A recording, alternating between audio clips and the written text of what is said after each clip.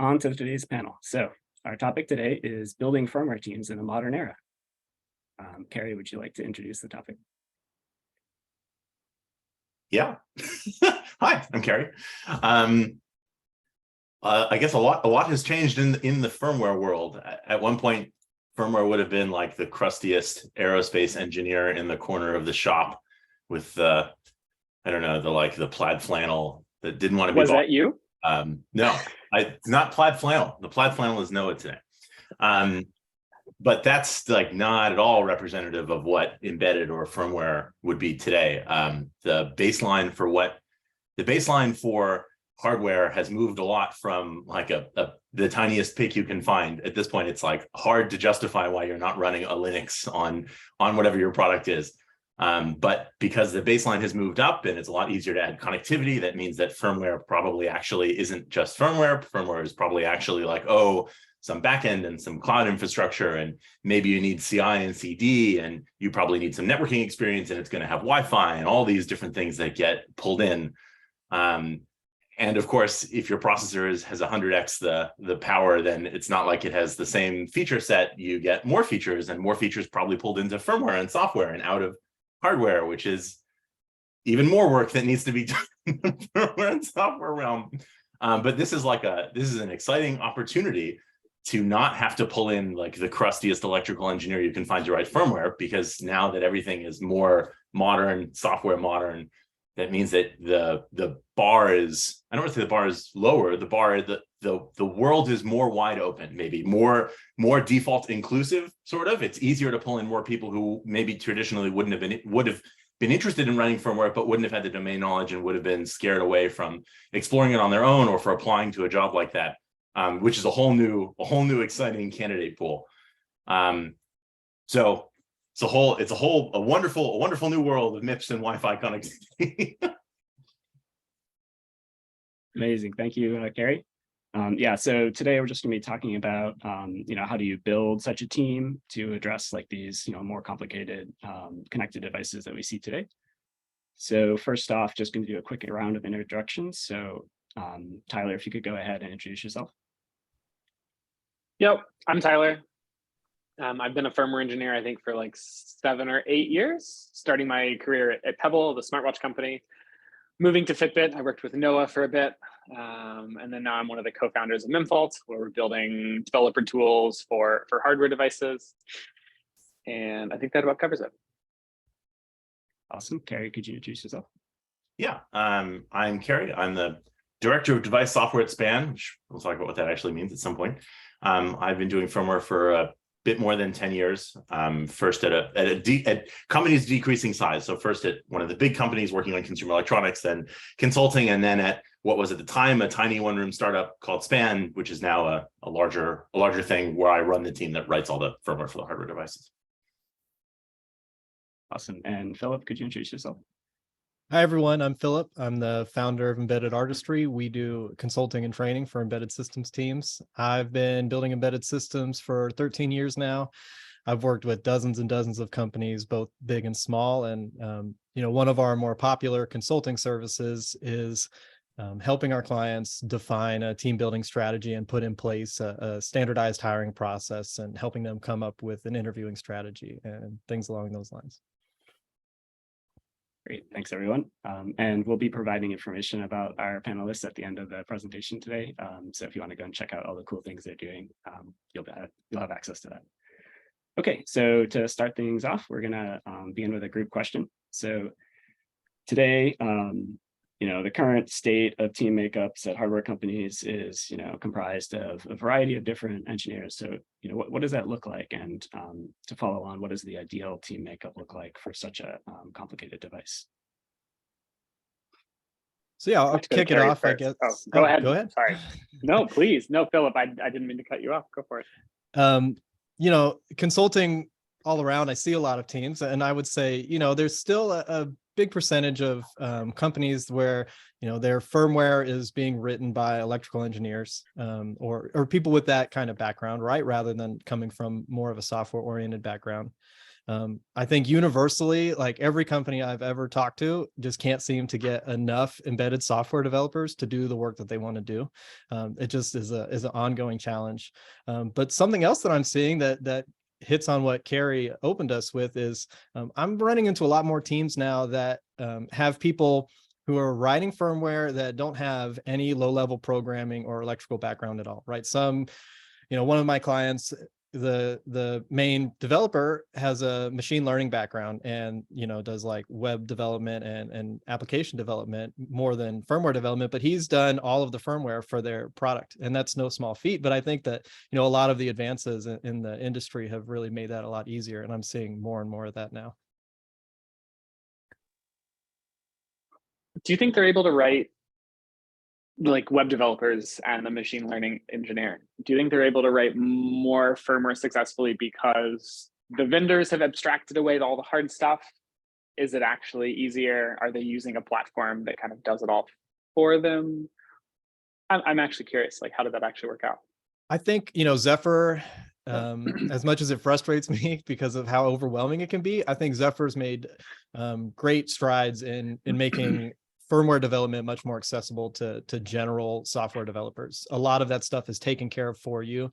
You're not really worried about writing drivers. Usually there's something available. I think overall, yeah, the state of vendor code has gotten better, where like originally, I would never consider integrating vendor code into my products. And now you just can't justify not doing it to some degree in order to move quickly. And the quality's gotten good enough to where, okay, you're going to use what the vendor provides. That's going to get you going. Most of the time, it's going to be good enough. If you run into a problem, well, you're just going to change that one component rather than, write the whole stack yourself.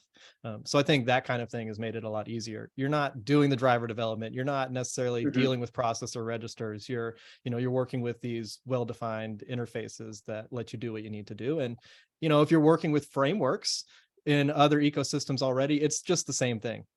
You just now have there's a physical component that you're controlling. That's a great way of phrasing it. It's to some extent it's the right way of phrasing this, that it sounds clever and succinct. The goal of a company is to ship a product that delivers some value to a customer. It matters absolutely not a bit where the software lives. What matters is you're delivering some amount of value. So it's really exciting from the perspective of a tiny startup that you can take a bunch of building blocks, which are like 90%, and like put the building blocks together and get something that you can probably ship to survive for long enough that you can then hire more domain experts or get attention from the vendor to fix things or do more specific development without having to start by hiring like the deepest electrical engineer. If your like magic product feature isn't the hardware itself, then it's easier for you to go spend your time on whatever the things are that actually matter to your business, not like the intricacies of developing a new piece of hardware from scratch. And I think that's a key point. And I think, coming from a startup, you really appreciate that, right? Like developers love to write code. You just can't get them to stop writing code. But from the business's perspective, like it's really expensive to write code. And if you could just integrate something and be done with it and focus on something that matters, like developing a product feature, you really want to take that route. And it's much easier to do that now. Yeah, that's a very good point. Like deep domain expertise is not necessarily like required at that initial product like POC stage. So what kind of skill sets are like most critical, especially on like a smaller team, like when you're just sort of a couple of people working on some new thing? It seems like it depends a little bit on what the rest of the company is like. If you're at a big company and it's like a team inside some giant team working on a new feature or a new product, that probably looks different than you're a startup and you're like fresh and bright-eyed in the world and you have literally nothing. I guess I'll make a slightly narrower statement and say, in my experience, in the bright-eyed startup world, skill set matters, but really it's like you need people who are able to identify big, completely unformed problems and figure out how to break them into smaller pieces and approach them, even if they don't have the skills. So that tends to look like probably somewhat more senior, somewhat more generalist, because it's going to be everyone is without question like a critical link in the chain. The company probably isn't old enough to have any fat, so everyone has to know how to do their job with not necessarily not in a non-collaborative way, but you need to be able to do your job without constantly requiring help, without requiring someone to steer you. So more senior, probably more generalist, would be kind of the way I would imagine starting out in that situation. Philip and Tyler would be extremely interested to know what your opinion is. I'll correct your phrasing. They need to be able to learn to do their job. Sure. Yes. Yeah. Yes. No, I'm just joking with you. Yeah, that's what I've seen. And what I also know, I mean, just from both doing firmware and then getting into like building Memfault, which is basically a big data system ultimately, you need somebody who you can at least bounce ideas off and tell you when things are a stupid idea, but you don't need a whole room of them to actually do the problem. Like, I think that's what's beautiful kind of about Interrupt in general. I'm gonna, whatever. We write a bunch of, in embedded artistry as well, we write a bunch of articles that will save people 1 to 2 years of time trying to iterate through the problems they will likely run into in the future. And I think that's like, I mean, that's why you have these experienced people. That's why you have consultants, but that doesn't mean you need a whole room of like all senior developers that are all experts in the actual domain that you have, or that you're building a product into. Yeah, you just need one person to say that don't do that. Do it this way instead, and then any engineer can take it over from there. I think something that, you know, I'm gonna take this in a totally different direction. Something I would like on a small team that I think is essential is, you know, I really want a person there who can focus on things like automation and improving tools and creating a standardized process, right? If you could have somebody's job being dedicated to making the rest of the team more productive, I think that's a huge win and you know, underappreciated area. I'd like to have somebody there who's got like a QA focus or is, you know, has a bent toward testing, because those kinds of things are very often neglected, especially in the early days and with small teams. But you know, they provide big wins for you. They keep you, you know, moving forward instead of continually like stopping forward progress to come back and fix a major bug, right?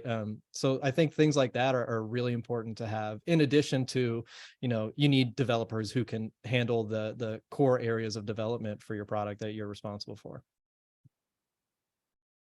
I think my dream, one more, I'm sorry, I just thought of this. My dream, and I don't know that I've ever seen this at any company, I would love to have a person whose job is like an archivist or and a researcher, to where like, you know, we're doing our work, we're creating all these notes, we've got all these meeting notes, we write all these documents, and then they go into random Google Drive folders and you never see them again.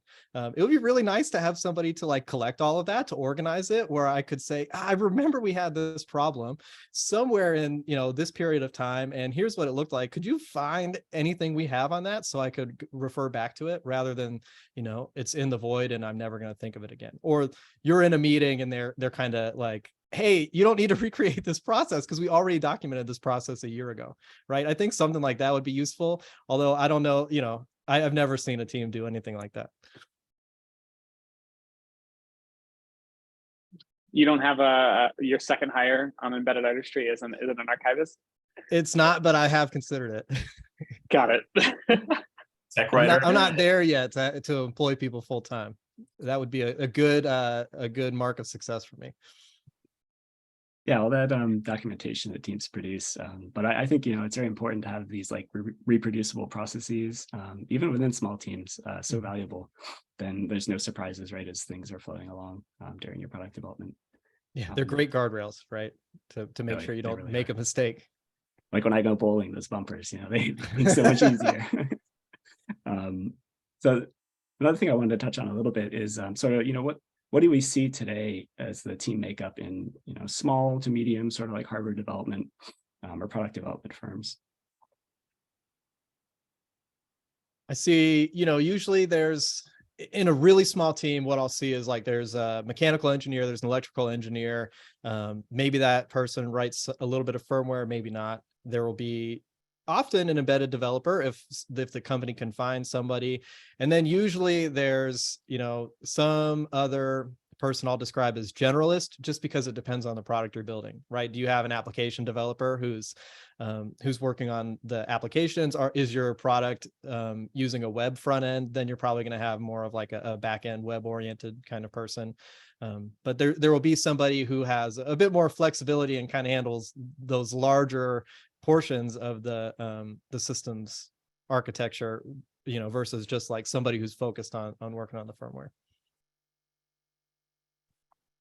Yeah, depending on the company, you often see like a systems engineer role on larger teams too, but their role being like across many different sort of domains. How do they organize all that? I always found those guys to be extremely useful. So. Mm-hmm.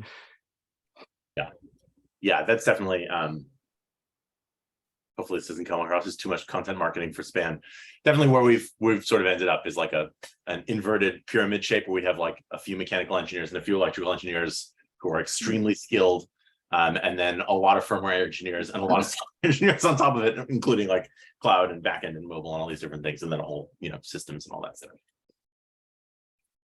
But yeah, going back to touching on a previous point that you made, Carrie, like, is Span, is it evolving the hard? Is it involving, or like, is it specialty hardware, or is it mostly the connected product? And then like, have you hired because of the way that your product is actually built and its actual like function? Yeah, all of those things, I guess. I don't know which lines to draw. It is a mixture of not quite commodity, but relatively standard, like choosing boring parts where possible, because you don't need to innovate everywhere. And then a lot of kind of like IP unique stuff around sensing and actuation, and an increasingly long list of things in that direction. But it's early. I mean, so early on it was, we're a new fresh-faced startup. Dear God, we have to ship something or we're going to die. So choose building blocks off the shelf where possible, choose boring commodity hardware or something kind of like it where possible, focus the electrical and mechanical engineering attention on the parts of the product that are actually unique, and then build outward and more specialized from there. Any regrets from the first year of Span? Just as a quick question there. I mean, any regret in hiring, or like a gap that you didn't have that was like really stressful? No, definitely no. This sort of segues into the next question. Definitely no regrets in hiring. I think not enough focus on test automation, which we knew we wanted.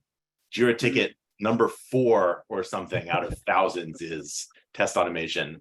Not a joke, really. Like, it's like Jira ticket number 4, but the amount of it we built was relatively small. And of course, if you like, you can kind of try to set a cultural expectation, but having the expectation built into the code makes it a lot easier to make that the norm. And we're investing heavily in that across the company. And so if we had done more of that earlier, then we'd be investing more now also, but in a different way.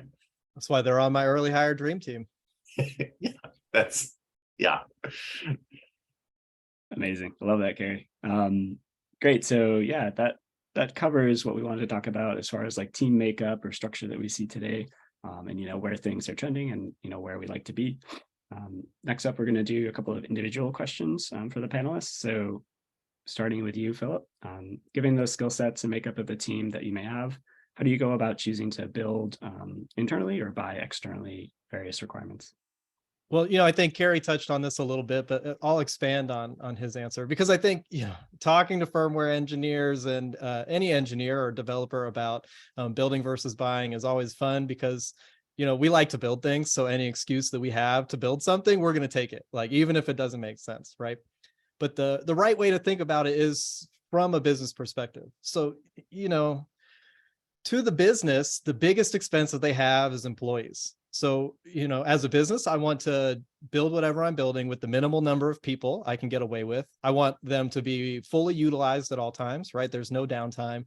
And I only want those very expensive employees to be working on things that produce the maximum amount of value for the business. Like Carrie said, this is the stuff that's your unique IP, the stuff that's differentiating you from the competition, the features you need to build to get customers to pay you, finding ways to optimize your expenses, to improve retention, all the stuff that actually matters for, keeping the lights on and making sure that we all still have jobs in the future, right? Everything else is kind of, it's just the cost of doing business, and you'd like to minimize that as much as possible. So, given that, I think a good rule of thumb is if you could buy it and it doesn't apply as like a core, area of your IP or a differentiating factor, and it's going to cost less than, what you would pay your team to do it, you should probably make that purchase. But it's not just about cost, although that's one useful way of looking at it, right? When we're able to buy a solution, we get a real time advantage, right? We don't have to have our people working on something now, right? We can reinvest that time that we just saved towards something that we find more value, toward getting the product to market faster, building a new feature.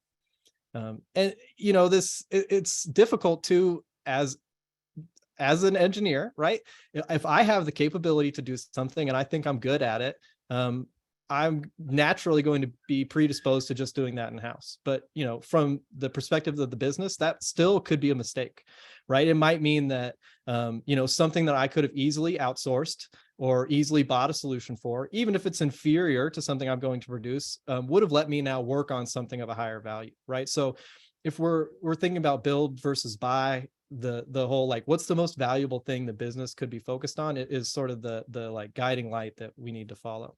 And I think it's so much easier now than when I started my career, right? You can buy or find open source solutions for like large portions of your system, including all this infrastructure that I used to have to rebuild from scratch at every single company I went to. You can get pre-certified radios, right? So you don't even have to go through certification hell anymore. That's a huge win for companies. And, there's specialists out there that you can hire to do really anything you need, right? So I think that, we have a big opportunity to start using more and more of these off-the-shelf capabilities, or to outsource our work, when it makes sense, and when it lets us work on things that are actually, the real priority of the team. Awesome. Very, very, very, very excellent answer, Phil. Yeah, it's a tricky thing, and sometimes it's easy to decide when you want to, use the standard offering or use the off-the-shelf component. Sometimes it's a little more difficult, and then, yeah, things can get political too. I've seen it before, but things can get political. Developers are like, oh, it would be so easy to do this in-house, or they'll say things like, oh, that $3,000 license fee is too expensive, so instead we're going to spend 3 months and $75,000 in salary to do it internally. So yeah, it can be tricky. And there's even, you might work in a regulated industry where your code's got to be developed to some standard, and you would love to purchase something off the shelf, but it would just be easier for you to write it yourself than to find a suitable implementation or qualify one, or, that's just the risk doesn't justify it. There's all sorts of reasons to build. But I find that we're all naturally biased toward building, and we could probably use a little bit of shifting in the other direction. That's where we appreciate a really good product manager to Right. clamp down on that. Yep. Awesome. Thank you, Phil. All right. So Carrie, you're up next for an individual question. So we talked a little bit about, team makeup and, what's a good target for like a startup kind of level team. Since you've recently gone through some awesome growth at Span, we'd like you to discuss a little about like hiring practices, or when you're building a smaller team into a larger one. Yeah. I guess I'll take this as like a personal answer. I'll try to avoid speaking in like the most general platitudes, which apply evenly to everyone.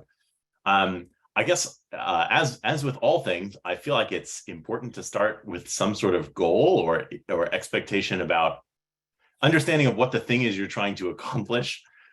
So like you're trying to ship a product to a customer, so it's going to be pretty hard to hire a team without understanding what your product is supposed to do, and who your customer is, to figure out you probably have a product team, figure out what you're actually building. So what skills do you need? What background, how many of what background do you think you need to get there? What skills can you train? What skills do you have to have as soon as they start immediately? What can you mature? How much support can you provide to people? You will probably be in a bad place if you start by hiring like 10 people fresh out of college and you have no infrastructure to support them, or one more senior person and 10 people fresh out of college who are going to require 300% of their time just to support, just to onboard. So this like ends up being this kind of like matrix of seniority and independence and things like that. This is maybe kind of a little odd, but interesting to think about what qualifications your candidates absolutely must have. So really early in span, maybe I'll approach this and I'll go back and then I'll come back forward. So Spanland, I was the first person hired whose job it was just to write code. So sorry, maybe again, hopefully this doesn't come off as too much content marketing. I worked at a company called Span. Span builds home electrification equipment. Our first product was a smart home electrical panel. So takes circuit breakers, lets you meter and control them, integrates with solar hardware, does some other stuff. I was the first person hired whose job was exclusively to write software. So I was like a single digit employee. We're now at about 200. We're continuing to grow. The company doubled in size last year, doubled in size the year before, more or less. So like has grown rapidly. I've been there for a bit less than 4 years. Okay, so it was just me. Hired, I guess, as I sort of alluded to before, hired a couple of people who basically like I knew I could trust to operate independently, who had a pretty wide base of knowledge and were really, really good at figuring out what problems needed to be solved and how to break them down and how to distribute work, and then kind of grew outward from there. So started from that group, started hiring more really domain specific experts. So eventually we like hired someone who has a background building consumer routers running on embedded Linux. So like lots of embedded Linux experience, lots of networking experience, because we build a connected product and dealing with people's home networks is going to be a thorn in our side forever. So hiring someone with a lot of experience doing that is incredibly valuable to us.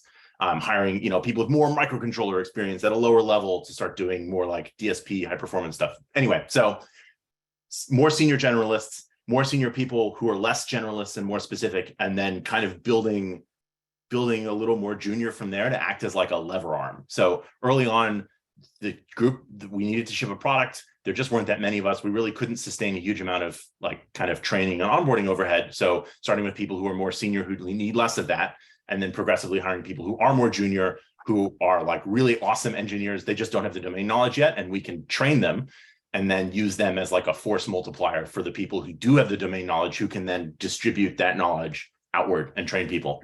So given that context, really early on, one of the things that we looked for in every candidate was experience writing C and dealing with pointers, because no matter who we hired, they were going to have to work on the whole product. And the whole product is like 8-bit microcontrollers with no operating system, 32-bit micros with a real-time operating system, and embedded Linux with networking and a bunch of other things. So the smart electrical panel product has 2, 3, 4, 5, 6, 7, 8 processors in it of 3 types all together, which makes for an interesting build system. So early on, we were like, you're going to need to know C, and you're going to have to already have dealt with, like, if we're hiring more senior people, it's not really a concern, but as you're getting more junior, more relevant. Eventually that requirement kind of went away because we didn't need that. We didn't care as much about that. The requirement that hasn't gone away is not hiring assholes, because it turns out you can teach someone a new technical skill, but you can't teach someone a new personality. Nope. So it really matters a lot to pay a lot of attention to whether or not you're actually comfortable working with this person. And it can't just be you. Like I am a like increasingly middle-aged white man. Great, I can assess some blend of people, but it's really important to get other people on your team who are different ages, have different backgrounds, to talk to your candidates to make sure that they're not like really great when they're talking to men, but complete assholes when they're dealing with women, or like completely unable to deal with a more junior engineer without being incredibly condescending. It's like very important to try to find different angles to assess whether or not people will turn out to be assholes. Let's see. I think in general, maybe the last point I'll make here is we've tried to be flexible. So given all the conversation we just had about how great embedded development is now and how much how the platforms have opened up and how you can use all these modern software techniques. It turns out to be less important that someone has 20 years of experience writing high performance bare metal code for 8-bit microcontrollers. So we tried to put together a kind of open-ended job rec. It's probably a little too long at this point. It needs to be maybe clarified a little bit. But at some point we started looking for like people who were smart software developers who were interested in working in the industry and interested in working on hardware, whether or not they had background. So for instance, we picked up a guy who has a lot of experience doing big application development in Python and a little bit of experience dealing with hardware, kind of. He's turned out to be fantastic. We just taught him how to deal with like Yocto and embedded Linux. Great, no problem. He's an incredible software developer. Not an issue to teach him a new tool. It's like, cool, a hire that we got that maybe wouldn't have met the normal profile that we could pull in, which was exciting. That extends kind of out even towards the name of the group. So it's the device software team at SPAN. At a previous job, we discovered that we had candidates who were qualified, but wouldn't apply to a role that was called firmware because they weren't really sure what that was and it seemed scary. So it's like finding even the name of the thing and trying to phrase it in different ways to capture candidates who otherwise might bounce off or kind of slide away because they see it and it doesn't appear like it's relevant to them is a handy strategy. I love that. I've always also appreciated the term device software that runs on devices versus like firmware. I mean, it is impossible to come up with an objective definition for what is firmware and what is not firmware, but it's very easy to say we write all the software that's physically located inside the devices. Whatever it is, it doesn't matter. It's physically in the device, and so it is device software. Love it. Thank you very much, Carrie. That was great. And really love the background too. It's very helpful. So the next individual question is going to be for Tyler. So it's a good segue actually, because Carrie was talking about how do you form a team and like how do you sort of mature them and grow them. And a part of that process is onboarding, of course. So for Tyler, what do we do to create a good onboarding process for new engineers? Oh man, I mean it's a huge question. I clarified my answer when I started at Fitbit. When I joined, I think it was maybe 100 or so firmware engineers, and they were trying to get one of their first smartwatches out the door. And when I joined the company, like it was in full 100% mode. It was basically get this product out the door as quickly as possible, fix all the bugs, go out to beta testing, and then ship this product. And I think they basically had like 9 months to a year at this point. And so anyways, we joined, Pebble got acquired by Fitbit. And so there were basically 20 people that were joining Fitbit all at once. And what we came to was a set of documentation and a set of steps to get our even developer environment up and running. And I think it took most of us about a month to 2 months to get the board working so that we could actually fix like the first bug that we were assigned. And there was almost no expectation to really fix anything for the first 3 months, because I think they kind of just understood that, not to trash talk them, it was just the situation that they were in.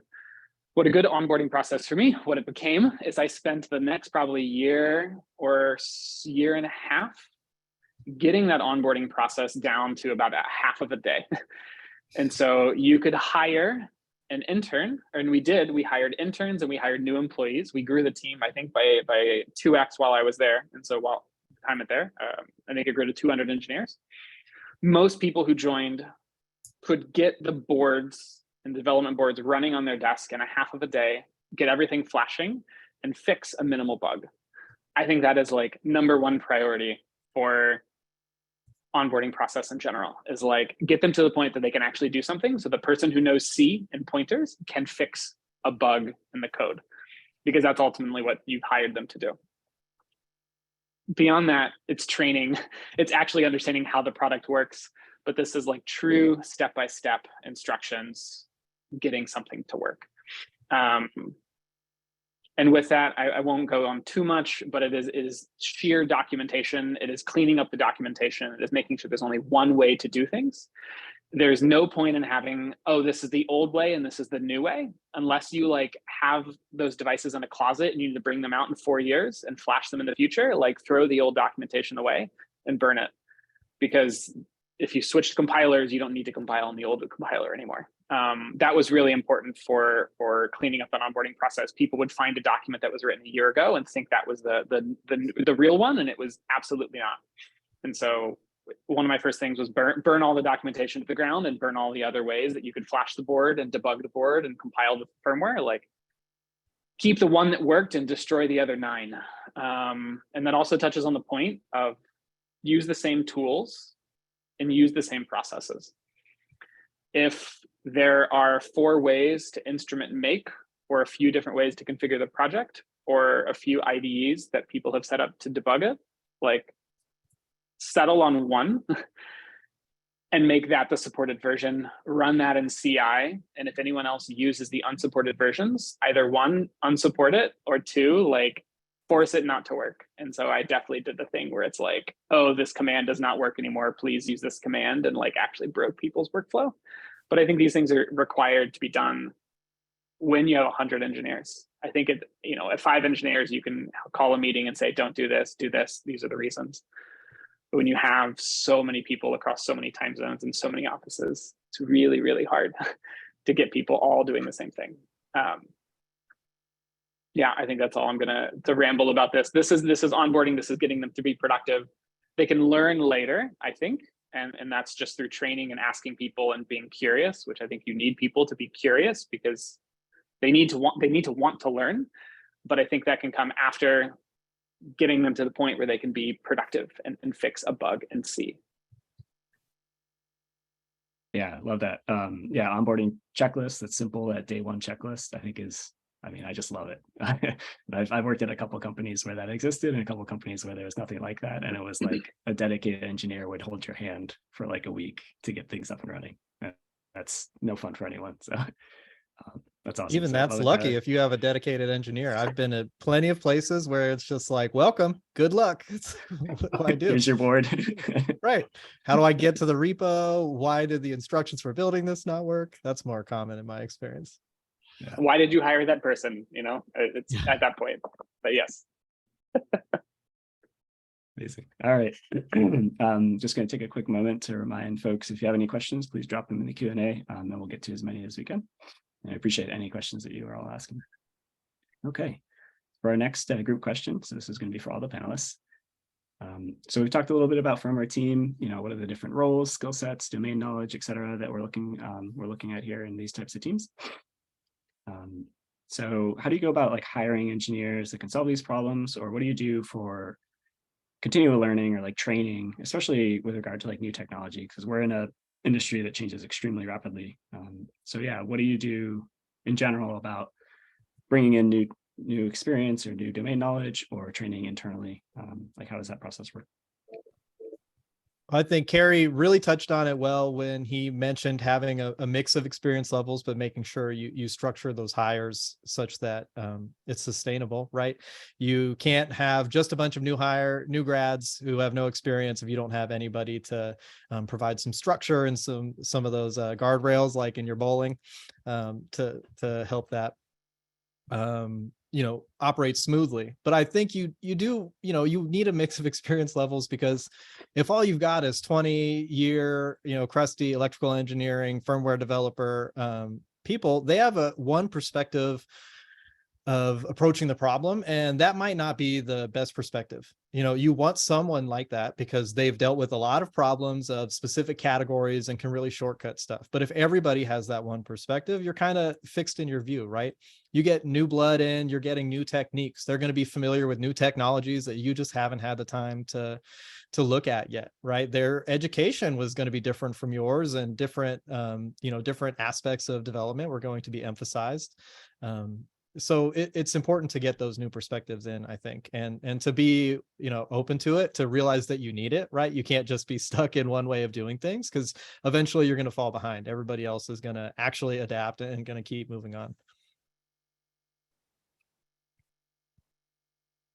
I have it's more of a soft trait of a candidate, but I have started asking candidates for when hiring them, like, what are you motivated by?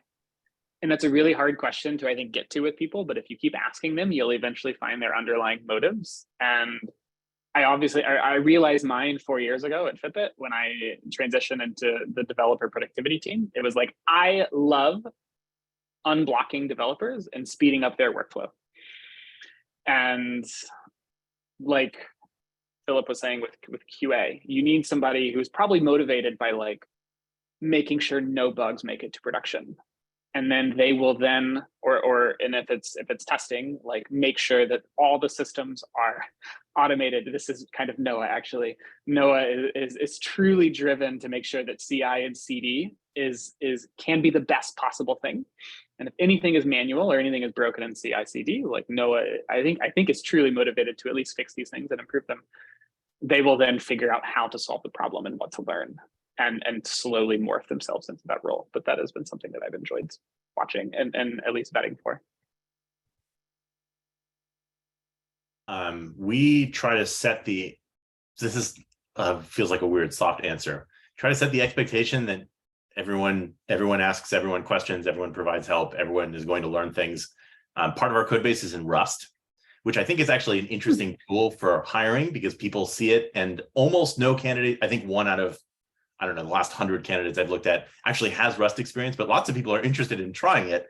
So that means that we're hiring a bunch of people who don't know the language that a bunch of our internal services are written in. And so like they start, great. We buy them the embedded Linux book, an embedded Linux book about Yocto, and the Rust book. And it's like, cool, I expect that you're going to have to take time to read this in order to like kind of figure out how all this works. And then as with many things, expectations are important. So setting the expectation internally and for the hiring managers that like, we expect that people are going to take time to slow down and do some dedicated learning.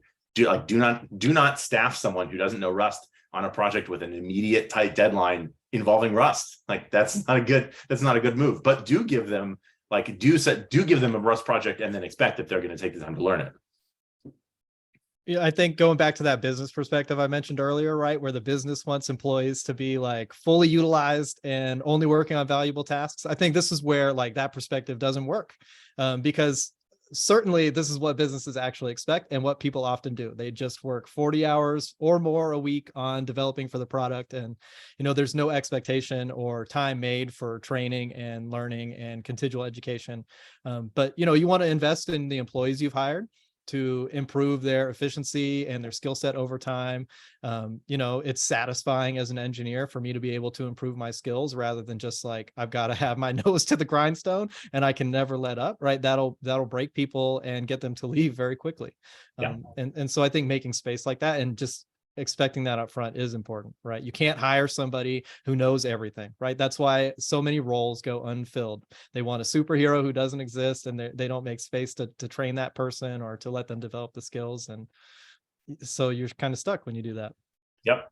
Yeah. It turns out it helps with hiring if you can be flexible and be willing to hire people who aren't that unicorn. It also helps with hiring to tell people explicitly as part of the pitch, like you're going to come on and we're expecting that you have some of these skills, but not all of them. And you're going to take some time to learn them. I feel like most people are like, take that as a positive virtue signal about your workplace and the way you view your employees.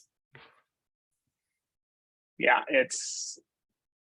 it has always shocked me and will continue to shock me how many people I see using GDB, writing in CMake, and have never read the manual or have actually taken the time, or their employer has never given them a day to go learn the tool.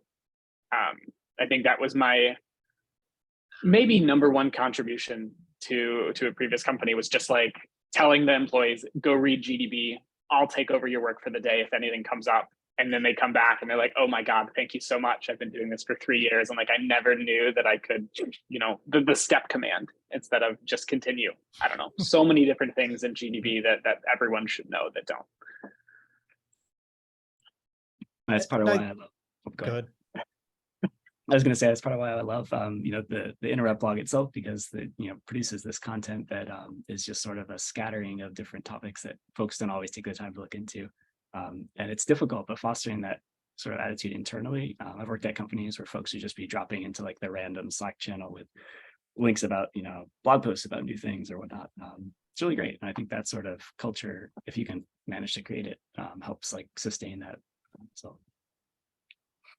And I think, as senior people working with junior people, we know a lot that junior people don't know. They don't know that they need to be looking for, right? So part of our role is taking the time to spend a few minutes every day to, teach something, tell a story, relate it to a debugging problem, show somebody a new technique. Like if you see that they're using GDB and they're doing something foolishly, okay, well, maybe it's time to have a team huddle for 5 minutes to walk through some GDB debugging tips that, everybody can see that's going to make the whole team more effective, right? There are so many small moments we can take too for just sharing knowledge that we have.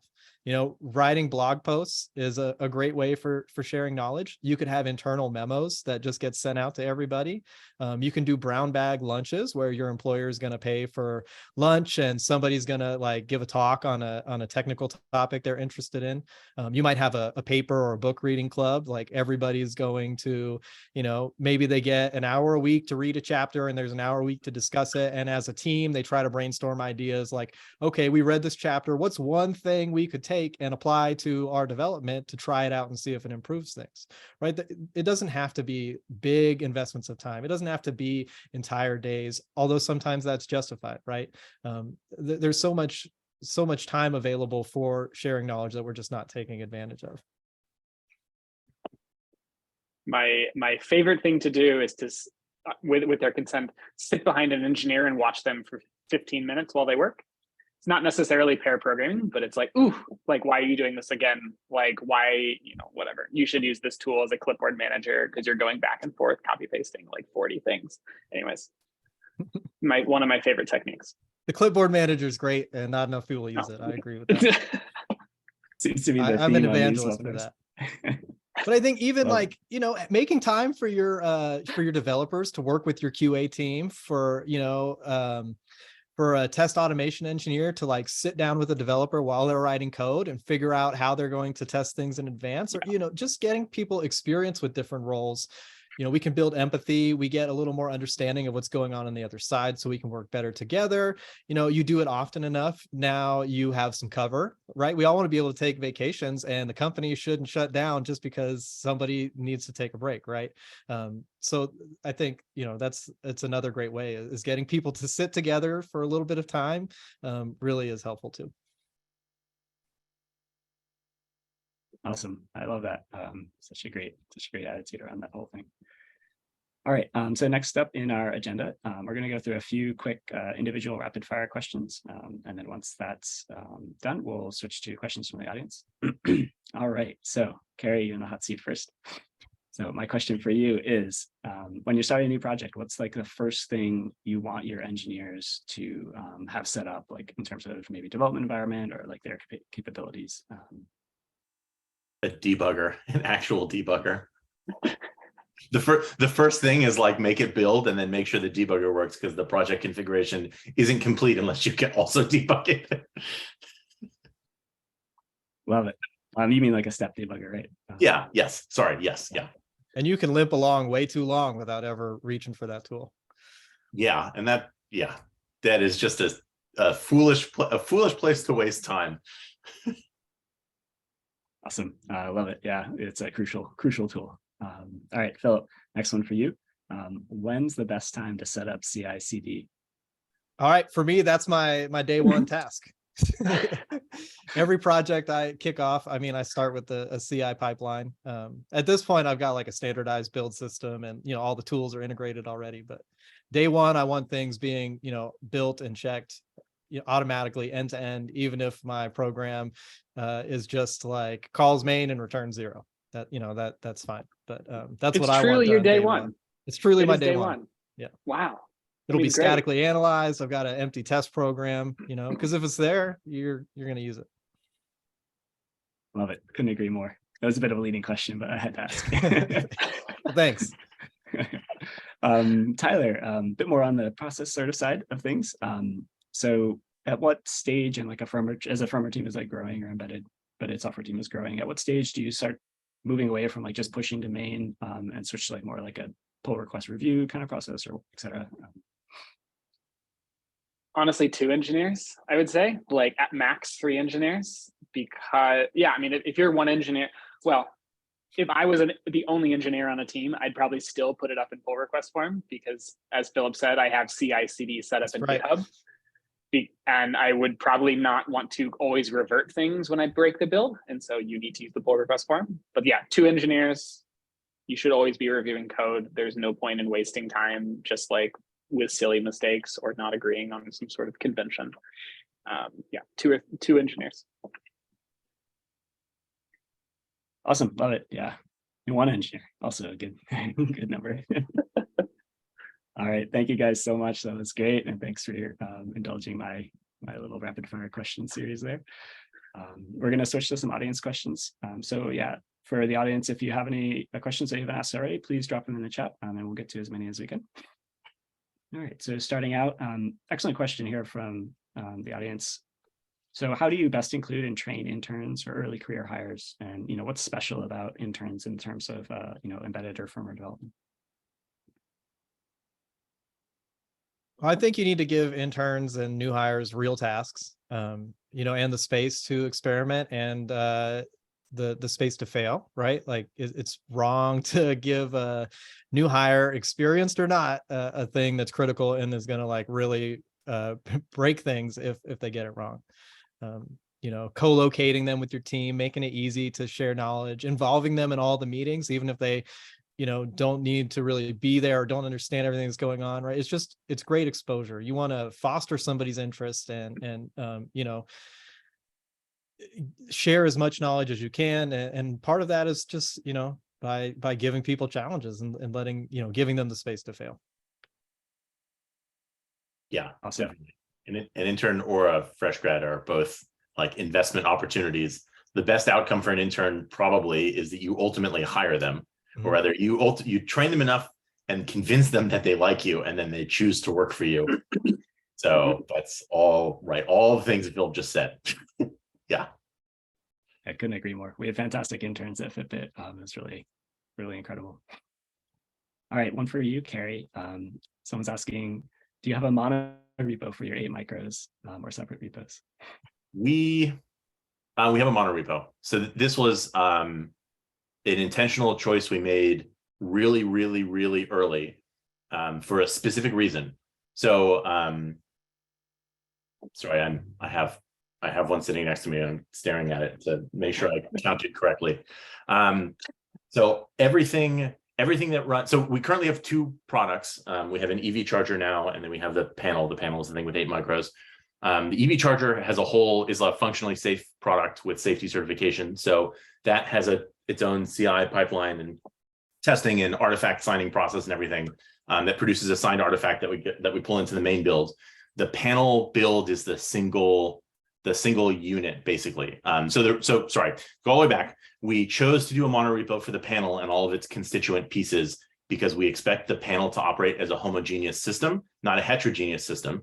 And by making that choice, we just like immediately simplify away a whole bunch of problems. So all the services in the embedded Linux, all of our services in the embedded Linux build, all the firmware and all the microcontrollers, which can all be OTA'd, are all built together. It's ultimately all specified by a single SHA in a single repo. You can build it with a single command. It gets built using BitBake, which is the build system for Yocto, which is our embedded Linux distribution. So that ends up being kind of the entry point, but it's all entirely specified by that one SHA.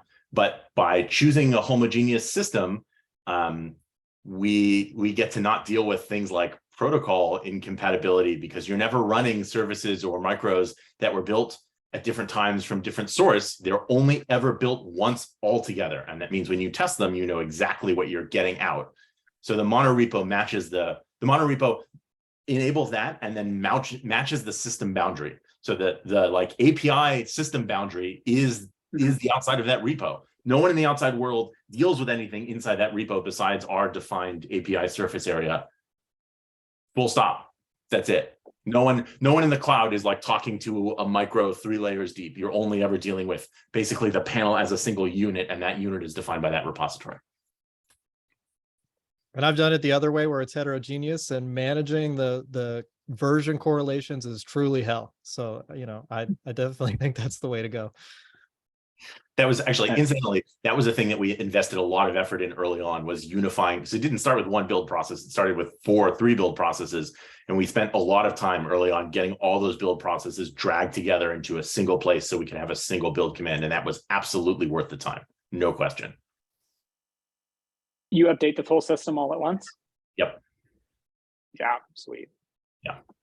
If possible, that's the way I would always suggest it. Yeah. Yeah. Mono repo, mono image, love it. Everyone I've heard try to update everything separately, or build the system that it can be updated. It's always just such a waste of time. Mm-hmm. So our system images, so every layer knows how to manage all the layers below it. You flash the embedded Linux system, it boots, it checks the micro below it. If that's not up to date, it updates it automatically. That checks its children. If they're not up to date, it updates them automatically. So once the system is flashed, everything inside it self-manages, which means it's an embedded Linux system. So our images are about 150 or 200 megabytes, which is relatively large. The escape hatch for that is switching to binary diffs for the, I'm missing a word in there somewhere, but switching to diffs for our image updates instead of doing, or delta updates instead of doing a whole image update. That's the way that we make it smaller, but it's still a single image. Love it. I'm just going to take a quick pause on the panel. We're getting near the end. I'm going to show some contact information for our panelists. Just one moment. All right. Yeah, so these are the folks that we're talking today. Bunch of information about how to get in touch with them if you want to speak to them. They're also all on the Interrupt Slack. So if you also want to join that, we'll send some information in the email follow-up from this webinar. Yeah, and check out their links. They all have like amazing content posted all over the place. So please take a look. All right, we're going to answer a few more questions. Really great question here that I think is especially relevant nowadays. How important do you think pair programming is for embedded development? And how do you accomplish that remotely?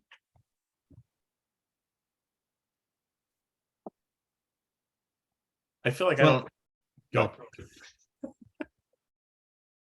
Let's say I try to do about 20% of my time is pair programming, when I'm working with an intern internally. I think it really helps with knowledge sharing, especially.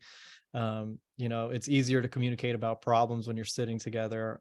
You can brainstorm things and kind of shortcut some problems. But for me personally, and most people I know, doing only pair programming can be exhausting. Now, remotely, you can do it. I mean, doing it over Zoom and having one person drive and the other person comment, it works fine. There's some collaborative coding systems you can set up. I find that to be a little more exhausting than being able to do that in person. In person, it's easier, and it's easier to have somebody just like drop in and help you when you're stuck. That being able to reach for that is very useful. So I definitely, I encourage people to try it. I think it's very useful with interns and new hires, especially. It's very useful as part of onboarding, especially. So that's my stance on it. I don't think it replaces code reviews, though. I will throw that out there. Code reviews still matter. 2 people can still write the wrong code. It's possible. Amazing. I'm not a web developer by trade, but I have done a little bit of pair programming at Memfault. Some of the folks in the office that I work in do like backend development and whatnot, and it's really valuable for me as sort of a newbie to the field, just to have someone point out, oh, like you can use this method or whatever. Yeah, I think it's pretty great when you can pull it off. Another question. This one is becoming, I think, more relevant, honestly, these days. So how do you resolve the Windows Linux dichotomy between employees? Yeah, it's a tricky one because especially a lot of corporate IT environments require a particular Windows setup or whatnot. So what do you guys' take on that? We're blessed by not having to deal with corporate IT that we can't influence. So, to Tyler's point, specify a supported configuration. So our supported configuration is what CI builds, and CI runs in Linux. So we have a Dockerized Linux environment that you can use. We're moving towards using a build server. That's going to be the answer in the next couple of weeks, probably, is you can build on your machine. using this Dockerized container stuff, but you can also run those same containers on the build machine, which is going to be much bigger and much faster and has a much warmer shared cache. Especially relevant for those Yocto builds. Yep. Love it. Yeah. Your $4,500 laptop still builds a fresh image in 4 hours. So you should use the build server. And I think having a build server that is responsible for producing standardized output does alleviate the need for people to have just one environment supported in a company. There is a balance of like having a standardized set of tools makes it easier to onboard. It makes processes and support and things like that a lot easier.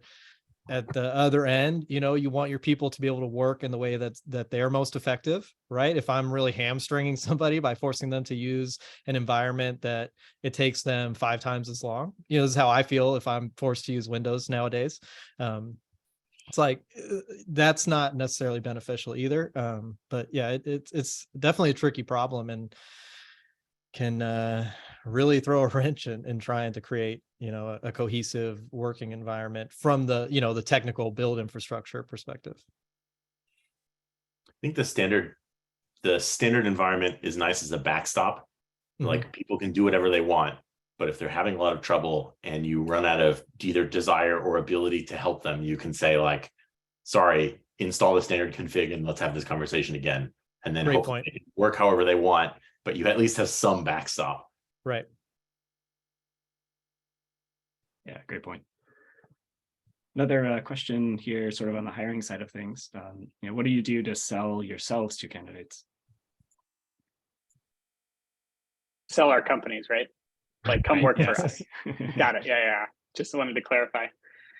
You want to go? I'll give that to Carrie. Yeah. Oh, I feel like you've been quiet. You don't want to go first? I'm not hiring firmware engineers necessarily at this point. And you've grown your team 2x every year, so I'm curious how you do it. Yeah, the rowboat gets slightly larger, slightly more full every year. So we're in the place where I think our comp is market rate, but it's not Meta, Google, Amazon. Well, Amazon may be a weird case, but Netflix market rate because we're a startup and we can't afford that. So we are a pretty mission-driven company, and so I tend to lean on that. But mostly, I try to emphasize the learning stuff we talked about before. Like the expectation is that you're going to collaborate with people and you're going to spend time learning things, and that's fine. That's what we want from all of our employees. Also, talking a lot about still a small company, pushing decision making. This is actually something I don't want to say we've struggled with, but has required more intentionality than I expected, is pushing decision-making down as far into the ICs as possible so that you don't get caught in this weird bureaucratic web where you have to get approval. Who do you even get approval from? You need 10 meetings. It's not clear what the result is after 10 meetings. Like, no, we're going to put you in a position where we invest you with the power to make decisions. And then we're going to expect you to make those decisions because we hired you as an expert in whatever, and we want you to do your job. And that means treating you like an adult to go make those decisions yourself. And I think that angle helps peel people away from bigger companies where, true or not, they feel like that might not be the case. Yeah, that's probably the most important stuff. And Rust. Talk about Rust. Always engages, right? Yeah, the trump card right now. Yeah. I want to call back to Tyler's earlier question he likes to ask. What motivates you? I think if you can really speak to something in your organization that touches on whatever a person feels motivated by, and you could really enable that, there's no better sales pitch than that. Yeah, that's what I would say. Nice. I like that. Other pretty good question here. We're talking about if you're working at a startup or a later stage startup even, what do you do to foster learning culture or create space for learning when there's a lot of burning items? You're constantly like trying to get product features delivered. What do you do to create space for that? I have done 2 things. Philip alluded to it, the brown bag lunches or lunch and learns. Everyone's got to eat, and everyone will have that hour to have lunch. And if you're in an office, somebody can speak or you can just have a chat. and go around the room and like, I don't know, learn from each other. And two, like the time away from a computer and having a happy hour or just chatting with other engineers, like shouldn't be dismissed as not a learning place. Like I have learned so much from the morning commute chats or the after work walk. I know Chris Coleman is the CTO of Mipfall. I used to walk home with him from the office, and that was like, yes, I get 45 minutes of Chris, where I can learn everything from him. But I do that with many other people as well. I love that. Yeah, like lightning talks are great. You know, whatever you can do to like spread a little knowledge, especially if folks are talking about something fun, you know, engaging, of course, that matters a lot too. Well, I think like if you're constantly putting the pedal to the metal, you're going to burn out, right? So you need some space to decompress and take a moment and take a breath. And, you know, you could stay productive by creating space that allows for learning or training or, you know, group discussion. I mean, maybe you can't afford doing it daily. Maybe it's got to be like, we're going to take one Friday every 2 weeks or, you know, there's always ways to find space. Part of it is, you know, is it leadership's priority to make space for that? Because if it's not, then it's not going to happen. And if it is, then it's up to, you know, whoever is in a leadership position to carve out space for that and to defend that space, right? It's very easy to say, oh, it's busy now, this is the thing that's going to go. And, you know, maybe that makes sense at one specific instant, but now it becomes easier to do that, right? So you also need to defend those boundaries, but it has to be an intentional choice. And that doesn't make it easy, right? That it doesn't make it easy at all. Because we have limited time, we have limited money. You know, you could spend all those training sessions and maybe that was the reason you didn't ship the product. I doubt it, but you know, it is possible to balance the scales in the wrong way. So, you know, yeah, I just don't want to pretend like there's an easy answer if you're a startup. Yeah. I think it's hard and it ends up being culturally messy if you don't have leadership buy-in, and it really is incumbent on whoever your leader is to push upward and make sure that there's the expectation that people are going to do this, or we're going to lose the engineers because they're going to burn out and be useless. You can use like team meetings kind of as cover, you know, carve 30 minutes out of your weekly team meeting for someone to do like a low stakes demo of something interesting they built. That kind of thing works well also, but probably culturally you want the company to want its employees to learn. So there's like a kind of a managing upward thing going on. And the learning's happening anyway, especially to startup, right? It's like you're still doing it. You can't be familiar with every aspect of the system you're building. You've got a limited team size, right? So you are doing the learning too. It's now just hidden in the middle of a task that, you know, your PM's asking you why this thing took 15 times longer than what you expected. Well, the answer partially was because you spent a bunch of time learning that, and that wasn't accounted for in the schedule, right? So perhaps even making space there can reduce some of the schedule woes that we all, you know, can't seem to escape. Yeah. Another question here: does Agile methodology work with modern firmware embedded systems teams, or how does Agile methodology fit into these types of product development teams? Yes. Love it. There you go. I do think there is a balance, right? You know, I think embedded systems generally have more fixed requirements, but you can certainly develop those requirements in an incremental fashion. You know, why CI is important on day one is because I always want something to work end to end. That's very much in a, you know, agile spirit. And I think that you can always build your system like that. Similar, you know, okay, you have CI. So you get a minimal image built. Well, the first feature you should work on is over-the-air updates, and that should be part of your, you know, continuous integration pipeline from day one, right? So I've just always got this end-to-end pipeline working. I think, you know, things like that definitely apply and they help, but you know, it's hard to escape the fact that, yeah, there is a little bit more of a fixed set of requirements for many of the systems we're building that really do need to be carefully thought out and specified and designed, especially when there's a real-time or a safety component. Yeah, the joint between software teams, pure software teams wanting to work pure agile and hardware teams not being able to work pure agile is definitely a little messy.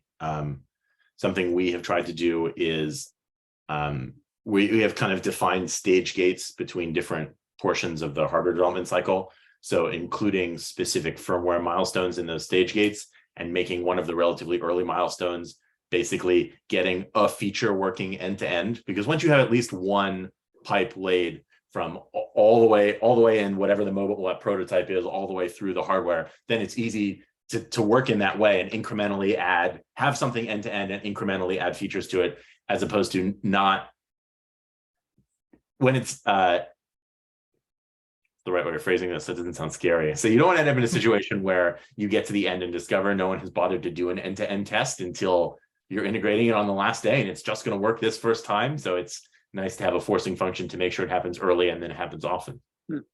I mean, it's such a common nightmare scenario, right? We can't test the system until everything works. And then we finally test the system and everything works. And now we're going to spend 9 months fixing all those problems that weren't revealed until the moment we wanted to ship. Yeah. We also live in somewhat of a golden age when it comes to hardware, or at least things have changed dramatically in the last 10 or 15 years, where a lot more commodity hardware, faster board spins, cheaper, more integrated components. It really makes a big difference. You're always going to mess up that like chip select pin or something like that, or swap a UART. If you can get those board spins back faster at that end of the pipeline, it makes your life a lot easier. Yeah, that's definitely true. I think, if you can afford it and your hardware engineers want to do it, doing, V0 is probably a bunch of dev kits and baling wire on a desk, but building like a crappy non-form factor prototype, we just throw all the parts on a big square board. Super great for validating that you got the schematic right and your firmware engineers caught all the pins that they needed to catch and you have the right debug points and everything. Yeah, test points, non-form factor. Oh, save so much time. Yeah. That was just to touch on that. That was a key point from Pebble. It was like, we're developing 2 products, the internal dev kit board and the final product form factor board. And we spent equally enough time on both, I would say. Interesting. Or not equally enough, but like it was so important to us that we had that internal dev board because those are the ones that were running in CI doing test automation. We did not have form factor boards and CI/CD. Interesting. Yeah, because we wanted JTAG, we wanted all of the debug features. I would say most of my development work and most of my testing automation has been on non-form factor devices. There is, of course, always a mix, but yeah, it's just way easier to work and instrument all that stuff than it is to peel open, a tiny PCB that you can barely get that flex connector in. It can be difficult to debug those. So having the other option is definitely required for me. Couldn't agree more. Awesome. Well, I think we're basically at the end of our time slot.